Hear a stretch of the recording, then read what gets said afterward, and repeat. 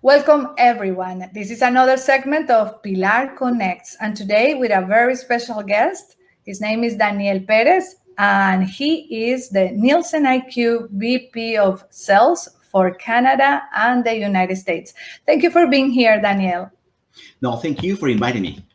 And we are going to be talking about leadership, about being Hispanic in the United States, about English as a second language. Let's start here. What are the most common challenges in general for Hispanics when they come to work in the United States as an immigrants?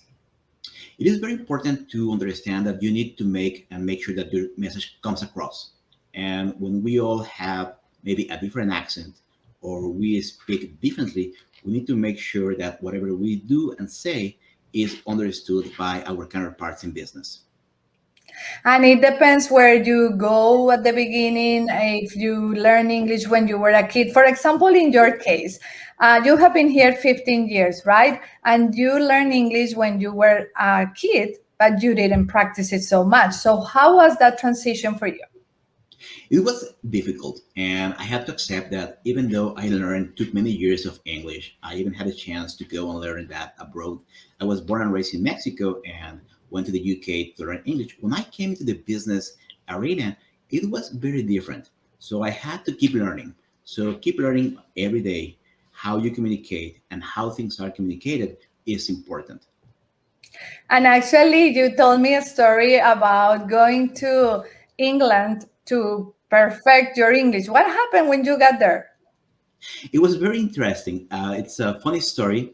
I was expecting, I thought I knew English. I've been studying English for years. I just wanted to get to that level of perfection. So when I came into customs, the officer asked me where I was going. I say, I'm going to Cambridge. And he said, well, maybe you need to head back. You need to go back to America because we don't have a Cambridge here.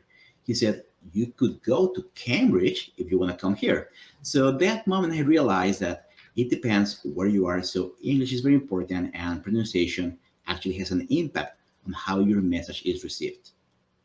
And it's not only the language, it's also the cultural, right? The transition between two markets, two worlds, two countries or more. What will be the advice that you give someone that is making that transition beyond speaking English about the culture? So it's very important to understand that we all learn either at school or business school or through mentorship that there are some traits on each culture. And we may come maybe with those preconceived notions of what is work and thrive in America. But we need to understand that there are nuances to those. So I remember when I was at business school, I was told in Latin America, it's a heavy relationship type of business environment. In the US, it's a little more dry, it's just get to the point. But once I come here, I get to realize that relationships matter. And you need to also be able to communicate and to engage with people. And the best way to do that is by having a story to tell. And that's a perfect segue for me because you know how I love storytelling. And your background have been in sales in very important companies in different countries. How it's that you are implementing and your team storytelling in sales now more than ever, Daniel? That's a very good and important question.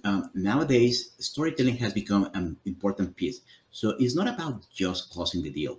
It's not just about bringing the benefit that the client wants. It's not just about pricing. It's about to connecting to people. And the best way to connect to people is by telling a story. You can tell the story by using the numbers or using whatever your product benefits are, but it's also about having that emotional connection. And I guess my team and I have been working on making that emotional connection with our buyers and economic buyers, as well as those users, because we want to leverage all the power of getting into this storytelling to drive success. And it's the best way to really connect with someone.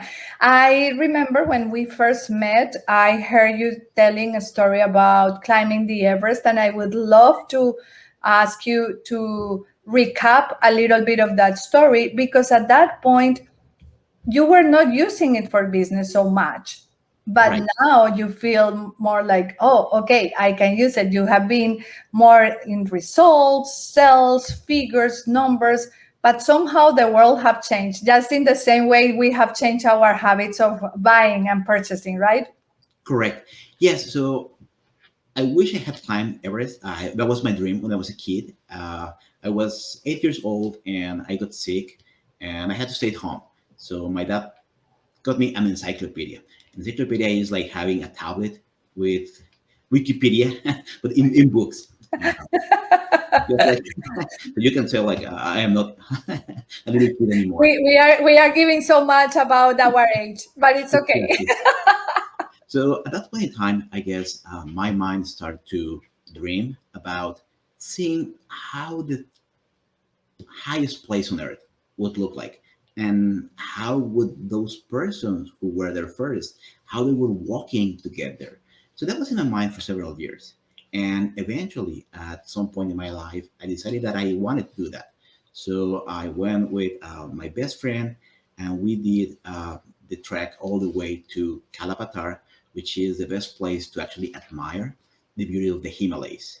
And it was a very very tough trip, especially on the way back. It was cold, and it was at some points solitary, because you are walking, you are going through all these mountains, and you are only with your thoughts. But I guess the most important thing is, we all as kids, we all have dreams, and we never need to abandon those dreams, because dreams is what make us and help us in build our character. Y más allá de la lengua, o si hablamos español o en inglés, ¿cuáles en tu opinión serían algunas de esas características, quizás dos o tres, que nos hacen buenos líderes, Daniel? Tú has liderado equipos por años, eres un excelente líder a quien de verdad exaltamos y felicitamos. ¿Cuáles serían esas características que quizás las puedes incluso comparar con la historia que acabas de contar? Definitivamente, lo más importante cuando tienes equipos es la gente. Sé que suena trillado, pero es importante. La segunda cosa es tener una visión clara. Los equipos van a seguirte si tú crees en el objetivo final, si puedes compartir esa visión y hacer que la gente se enamore de esa visión. Cuando logres hacer eso y te preocupas por la gente te va a seguir y va a hacer mucho más de lo que tú esperas.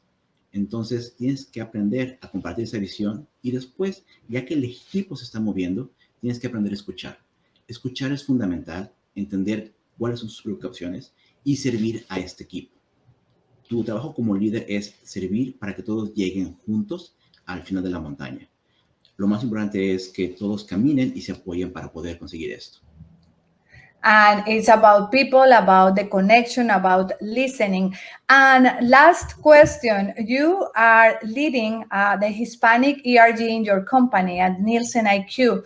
How important is that corporations really care about diversity, about different people, and about those specific skills and talents when they have people from all over the world? What specifically you are doing to motivate the Hispanics in your company? Yeah, first and foremost, I believe that at this point in time, it is one of the most important business drivers, because the world is changing. We are getting into be a more diverse consumer set, so everybody has different ways to behaving, and acknowledge those, and being able to understand how we all are different, and basically help us to build on our differences. That's very important. So it's not just my company, Nielsen IQ, the one who's trying to do this. We're doing this to help all our clients. Think about all those CPG companies. You think about Nestle, Coke, Walmart, Amazon. All of these clients are interested in learning more about different cultures. So the way we are doing this is by bringing both understanding of our community and how can we enhance and celebrate our diversity, and also making sure that there is a business case for our organizations. So you need to play both to basically be a good leader for your organization, because at the end, what you're trying to do is just to help your people or your comunidad to basically get exposed and give them opportunities to drive their careers. Solo así, para crecer juntos, soñar en grande y llegar a más lejos. Mil gracias, Daniel. Thank you very much, Daniel Perez. Gracias, un abrazo.